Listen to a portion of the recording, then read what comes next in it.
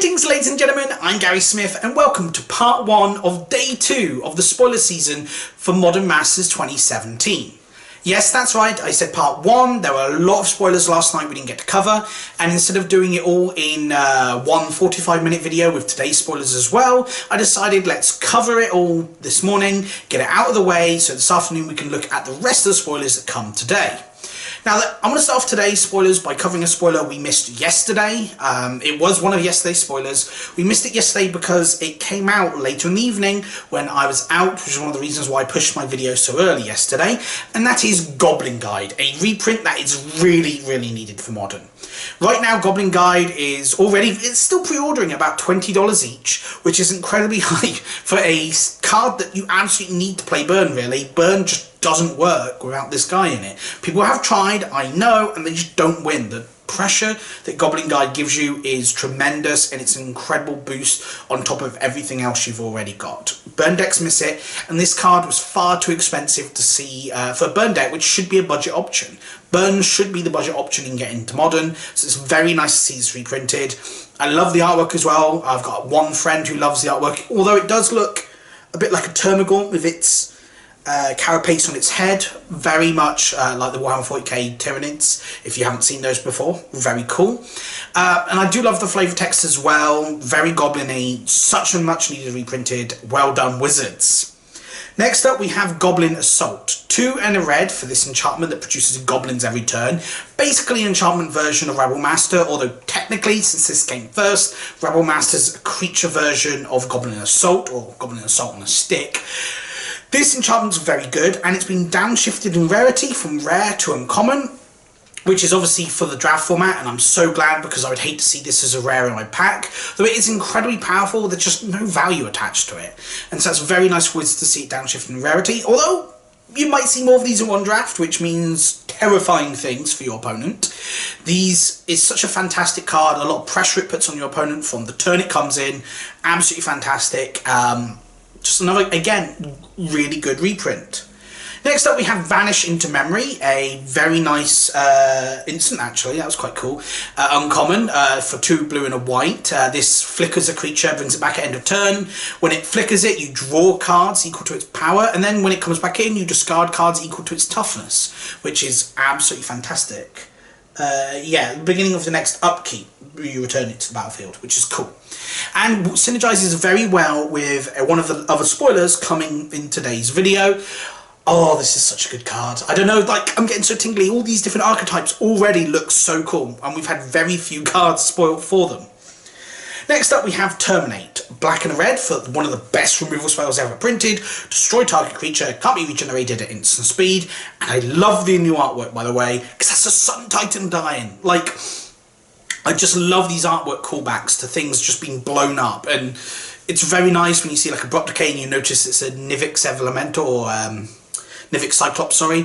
And to see this killing a Sun Titan is fantastic, especially if Sun Titan's in the set. I really want to see that happen. Someone who drafts a Sun Titan, having it killed by Terminate, it just really fits the artwork. Although Sun Titan wins in the end because it gets brought back by the artwork for Eternal Masters, the enchantment that brings it back with -1 power, or can't remember its name right now, but Sun Titan I think ultimately wins in that fight. Next up we have Domri Raid. We knew it was in the set, but it's nice to get the official spoiler, although I'm a little sad to see it Mythic Rare. It's basically the Comet Storm of this set, because it has no value, it's not going to really show up much in draft, there's no real need for it reprinted. At least in the last set, both Planeswalkers had demand in Modern, or in other formats. At least one of them sees play in Legacy in its own archetype, so, you know, and this one only sees play in Commander, I think. Maybe it saw some play in Zoo when Zoo was big, but the format's too fast for that now. I don't know. Maybe in the future, but hey. Next up we have Primal Command, a card I know a friend of mine is going to absolutely love because of the neat text work changes. Yes, that's right, it's got the new bullet point thing, and I think reprinting it for that reason alone is more than good enough. A solid rare and limited, this card does a lot of things, but it also, again, does see play in Constructed, it sees play in Modern, in the decks that are running Twister now, so, you know, it does see play. And although it's a fringe strategy, it sees more play than some of the cards that we'll see reprinted in this set. Really like the card, you know, not a new artwork, but the new cleaner text box is just fantastic. Next up we have Molten Rain with a brand new gorgeous artwork of a castle being destroyed. Great flavour text. Absolutely love this card, although seeing it at uncommon terrifies me. I know that's the rarity it should be, but seeing this card in limited as multiples is going to terrify me. We all know that someone out there is going to lose a game because their land got molten rained on turn 3.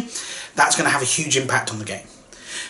Still, very nice card. Nice to see Red get some of these absolutely fantastic spells that are accessible in the format and they should have access to. And besides, Molten Rain doesn't really see too much play in Modern, for obvious reasons. You need to be able to get rid of more than just the one land, especially when you're fighting decks like Tron.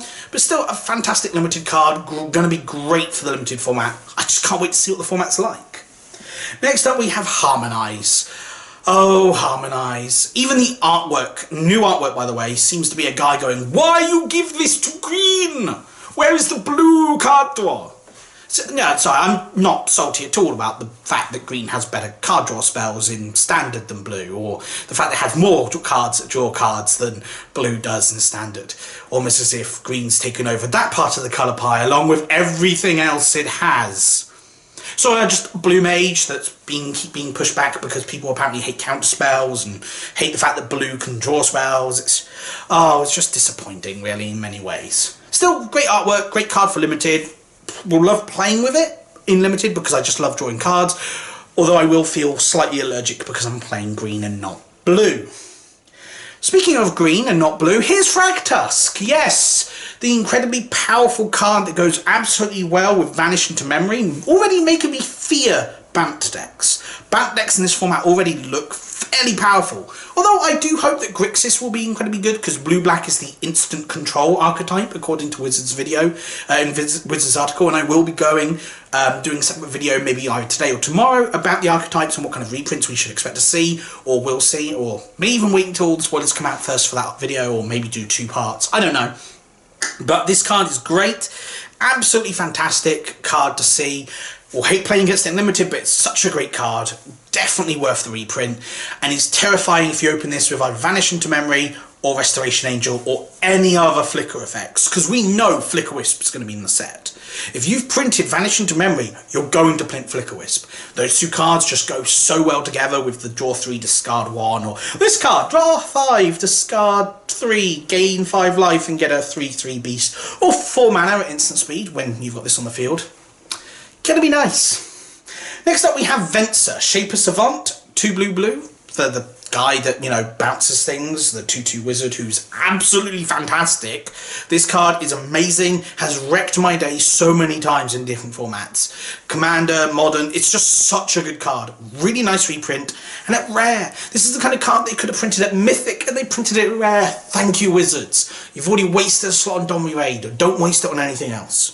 So I'm just of the version that any card that you intend to actually be in the format for draft purposes should be at Rare. Mythic should be for cards that either aren't there for value or there because they need to be reprinted for the format's safety and shouldn't be great for the draft format. You just don't want them to show up often in draft. Either they're too powerful for the draft format or any other reason, but that's beside the point. Great set of reprints. So that's it all for this morning. Obviously there'll be another video this afternoon when we get all those spoilers. Hopefully you've enjoyed this video. Please, you know, take time to comment, like and subscribe. I know I haven't got the fancy setup as everything else, like Mana Source and everyone else, but I do my best with what I've got. So thank you very much for watching guys, and I'll see you next time.